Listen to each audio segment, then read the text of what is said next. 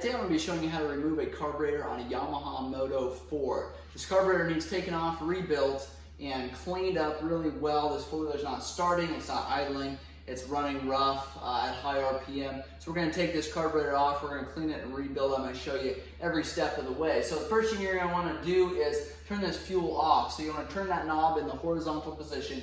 You want to remove your seat. On the left-hand side there is a latch. You can just lift up on that latch. You can pull your seat off, set it up above here. You want to get it out of the way so that it's not falling down on you when you're removing this carburetor. Next thing you want to do is take your fuel line off, going from your fuel tank to your carburetor. It's just a larger hose there, and I'll give you a close-up of what this looks like. All right, there's a close-up of what that carburetor looks like here. You've got a fuel line running down. Typically, if these fuel lines get changed, a lot of times people will swap out the fuel line clamp. So this one has a flathead clamp on there. A lot of times they'll just have a hose clamp that you spread apart with pliers. Again, they're all going to be a little different. Up here is a nipple here that doesn't have a line on it. It's not typically like that. You want that line to run up. It's a lot of times going to run up above your carburetor here, up to higher ground so that you don't get water sucked in through that vent line there. You want to make sure that has got a hose on it. Your idle adjust is here. Your throttle cable runs under this cover here, and I'll show you that as we disassemble it. But first things first, going to take that, shut that fuel off, make sure that line's taken off of there. You've got a clamp on the rear, and then on the front, you've got a boot there. So take this clamp off. This is a Phillips screwed clamp here. Once you get that loose, a lot of times you can just pry that boot off of there. These are supposed to be fairly flexible, so you should be able just to move that out of the way. It'll kind of pop back into place there. Now to get this intake boot off here, this is your intake manifold. You've got to actually use a 12mm wrench there.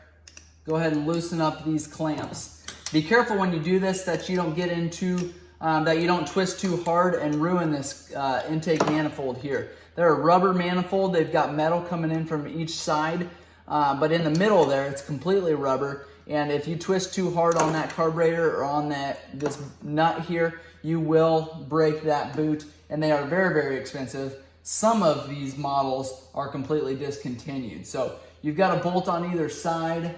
Make sure you get those removed. All right, both of those are off. Now we can take our carburetor and pull it back here to remove it out of that intake manifold up front there, because you've got your studs coming out. If you need to, you can remove the boot going to the air box. On the right outside the air box, that's a Phillips screw as well. And you can take and completely remove this boot if you need. That's only if this boot is extremely stiff, which this one is. This four-wheeler's been sitting for quite a while. Then you can just take and remove that boot off of there. There's your intake boot coming off of your air box, going to your carburetor. This one has a 1YW engraved on it. That's going to give you a lot more room now to get that carburetor out. So you see how easy it was to slide those studs out of that intake manifold. Now we've got our choke cable here and our throttle cable.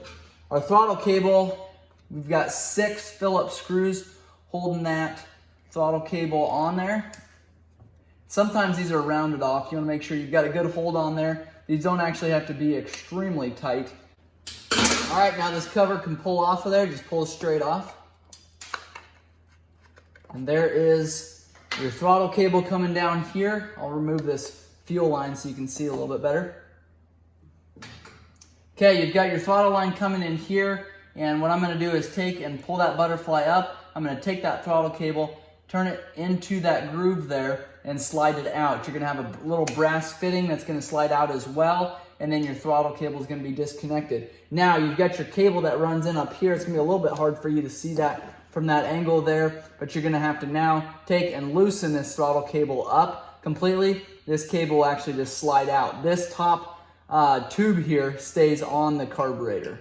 Got that cable unscrewed. We'll pull this up and slide that cable out from that carburetor. Now we've got our choke plunger left. We'll turn our carburetor. You will have fuel dumping out. Now you've got an overflow tube here. This is a bottom nipple that sits on the bottom bowl of your carburetor, and you've got a vent line that's going to run down. Typically it's going to run down on your stator side, right by your oil filter cover there, and then down the bottom of your motor there. The reason why we have that is because that four-wheeler's bouncing around, opening and shutting that float valve, it's going to allow fuel down into that carburetor. Now, if that fuel isn't dumping out our bottom overflow tube here, it's going to be dumping right directly into our motor, which we don't want that. So it's important to make sure that overflow tube is cleaned out. Make sure you've got a hose on there. That way that fuel isn't dumping directly onto your motor there. Take a 14mm wrench to remove your choke cap here. Loosen this up.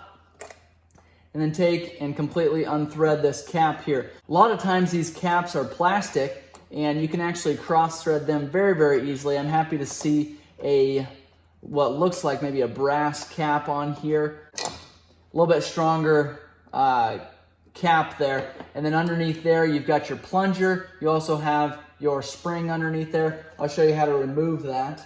Okay, our choke plunger here. Now what we do to take this off is I'll take and make sure that choke knob up on the handlebars is not tight. Make sure it's in the loosest position possible. And I take that spring, get a fingernail underneath of it, and slide that spring up as far as I can.